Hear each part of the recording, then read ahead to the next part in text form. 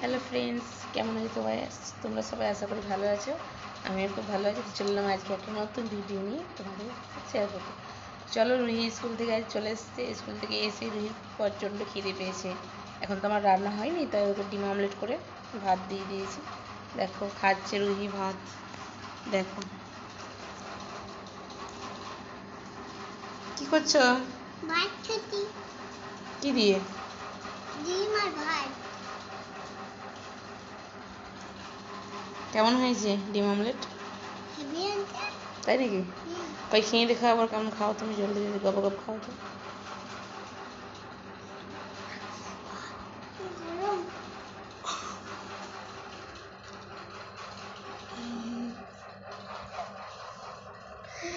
ঠিক আছে তাহলে খাও।